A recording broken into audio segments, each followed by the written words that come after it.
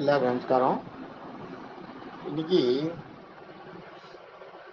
ராமானுஜருடைய வாழ்க்கையில் இருந்த ஒரு சின்ன ஒரு நிகழ்வை இன்னைக்கு பார்ப்போம். மேல்கோட்டையில் ராமானுஜர் வாழ்ந்த காலத்தில் ஏழிசை என்பவர் என்று ஒரு அரையர் வழிபக்தர் கோவிலில் கைங்கரியம் செய்து கொண்டிருந்தார். மேல்கோட்டை கோவிலில் அரையர் பேர்னா, அரையர்ங்கிறது உங்களுக்கு தெரியும், கீர்த்தனைகள் பாடி ஆடிக்கொண்டே இறை வழிபாடு செய்பவர்கள், இப்போ பெருமாளை வணங்குபவர்கள், ஸ்ரீ வைஷ்ணவர்கள், சுத்த வைஷ்ணவர்கள். அரையர்கள் என்பது அரசன் என்று ஒரு பொருள். அரையர் என்பதற்கு அரசன் என்று பொருள், அதாவது இறை பக்தியிலே அரசன் என்பதாக அவருடைய பொருள். அவ்வாறு மேல்கோட்டையிலே ராமானுஜர் வாழ்ந்த காலத்திலே ஏழிசை என்கிறார் என்று அரையர் பக்தர் ஒருவர் வாழ்ந்து வந்தார். அவர் கோயிலே கைங்கரியம் செய்து கொண்டிருந்தார். செல்லப்பிள்ளை பெருமாள் முன் இசையுடன் ஆழ்வார் பாசுரங்கள் பாட செல்லப்பிள்ளை எதிரே வந்து நடனமாடுவார். இவ்வாறு இறைவனிடம் நேரடியாக பேசும் சக்தி உள்ளவராக அவருடைய பக்தி இருந்தது. இறைவனிடம் செல்லப்பிள்ளையிடம் நேரடியாக பேசும் சக்தி உடையதாக அவருடைய பக்தி இருந்தது. காலம் செல்ல செல்ல நாளடைவில் ஏழிசையம்பானுக்கு தனக்குள் இறைபக்தியின் மீது அளவு கடந்த நம்பிக்கையை உண்டாக்கியது. சிறிது சிறிதாக அது கர்வமாக மாறியது. போக போக அது ஒரு ஆணவமாகவே மாறிப்போனது. இதனால் அவர் என்ன செய்தார்? ராமானுஜரை மதிக்காமல் இருப்பதும், சந்தர்ப்பம் வாய்க்கும் போதெல்லாம் அவரை ஏளனப்படுத்துவதும் இழிவுபடுத்துவதுமாக தன்னுடைய போக்கை தன்னுடைய நடத்தையை மாற்றிக்கொண்டார், ஈடுபட்டார். அந்த மாதிரி அவரை அவமானப்படுத்தும் செயல்களில் ஈடுபட்டார். அதாவது அவர் வரும்போது அவரை, அதாவது அடியார்கள் வந்து எப்பயுமே அடியேன் என்று ஒரு நமஸ்காரம் செய்வார்கள், அது இல்லாதது போவது. அதே போல கீழே விழுந்த அவருடைய உத்திரியம் என்பது மேலே போட்டுக்கொள்ளும் துண்டு, உத்திரியத்தை ராமானுஜரை எடுத்துக் கொடுக்க சொல்லுவது, இது போன்ற சில அவமானப்படுத்தும் காரியங்களை செய்து கொண்டிருந்தார். ஆனால் ராமானுஜர் என்ன செய்தார்? இதை ஒரு இறைவன் பெருமாளே நேரடியாக காட்சி கொடுக்கும் ஒரு பக்தனுக்கு தான் செய்யும் கைங்கரியமாக, அதாவது பாகவத கைங்கரியமாக நினைத்து அதை பணிவோடு செய்தார். அவருடைய சில ஏவல்களை இவர் செய்தார்.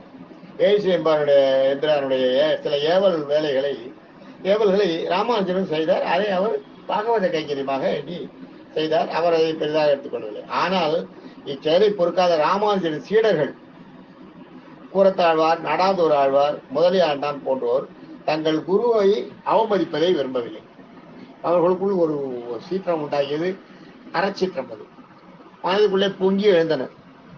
எப்படியாவது இந்த ஏழிசை எம்பிரானுக்கு, இந்த எம்பிரானை நாம் அவருடைய ஆணவத்தை அறுக்க வேண்டும் என்று மனதில் கொண்டு ஒரு நாள் இவர்கள் ஏழிசை எம்பிரானை சென்று தரிசித்து அவர்களுக்கு உரிய மரியாதை செய்து தாங்கள் செல்லப்பிள்ளை பெருமாளிடம் ராமானுஜருக்கு மோட்ச பிராப்தி உண்டா என கேட்டு சொல்ல முடியுமா என கேட்டனர். ராமானுஜருடைய சீடர்களே தன்னிடம் இந்த மாதிரி ஒரு கேள்வியை கேட்கும் போது அவருக்கு அவருடைய ஆணவம் உச்சிக்கு ஏறியது.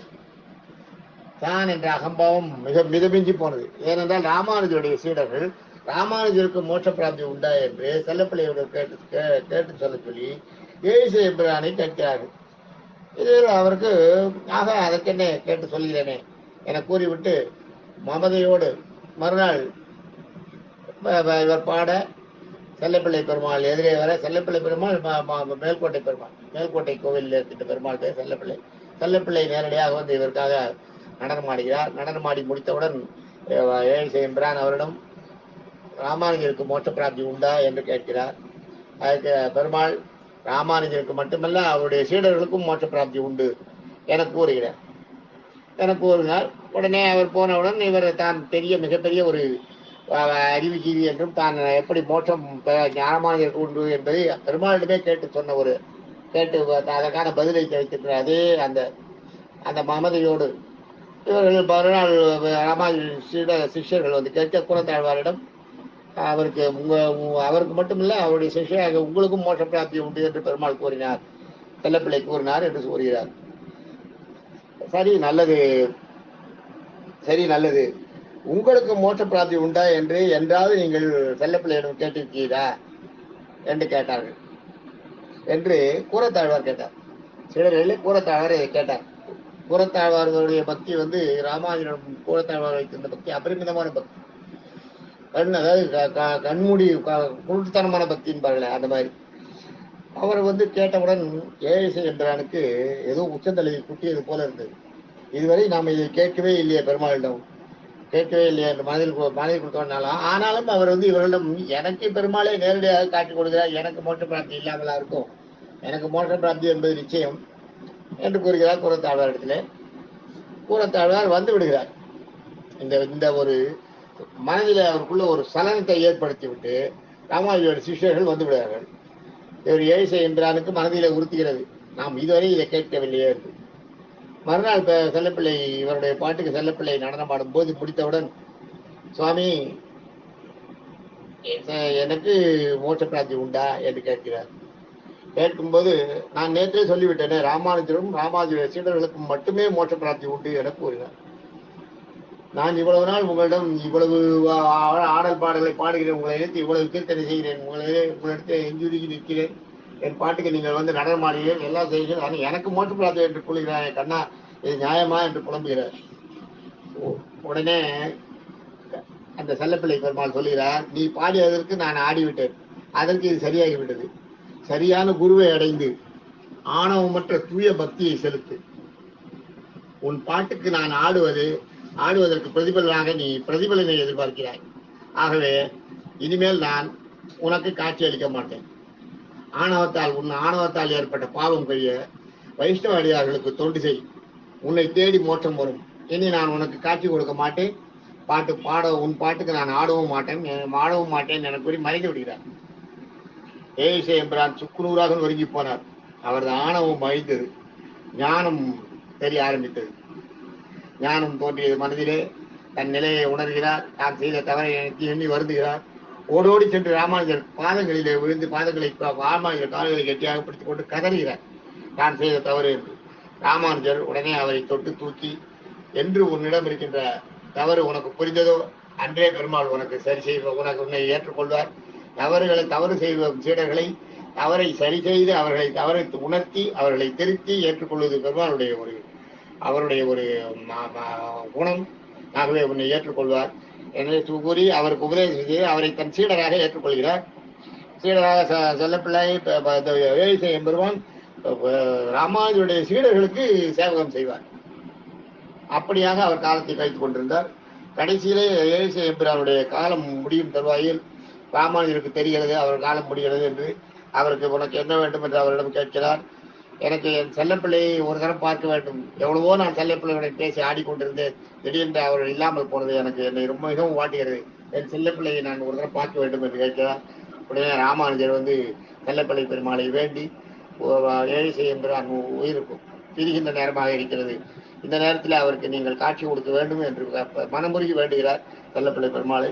செல்லப்பிள்ளை பெருமாள் ஏழிசை எம்பிரானுக்கு காட்சி கொடுக்கிறார். காட்சி கொடுத்து விட்டு, மோட்சம் வாசலில் உனக்காக காத்து கொண்டிருக்கிறது, வந்து என்னிடம் சேர்வாயாக என ஏழிசை எம்பிரானுக்கு அருள் செய்து மறைந்து விடுகிறார். ஏழிசை எம்பிரான் காலமும் முடிகிறது. ஆக விஷ்ணு சஹஸ்ரநாமத்தில் 19வது திருநாமம் யோகோ யோக விதாம் நேதா என்று இருக்கும். யோக விதாம் என்றால் தன் அடியார்களை அடிபணியாதவர்களை, தன் அடியார்களின் அடிபணியாதவர்களை, அதுதான் யோகோ விதாம். தன் அடியார்களின் விதாம்ன்றது வந்து அந்த வித்வ கர்வம். யோகோ விதாம், யோகம் இருக்கும், ஆனா தன் அடியார்களை அடிபணியாதவர்களை, தன்னை உபாயமாக பற்றாதவர்களை.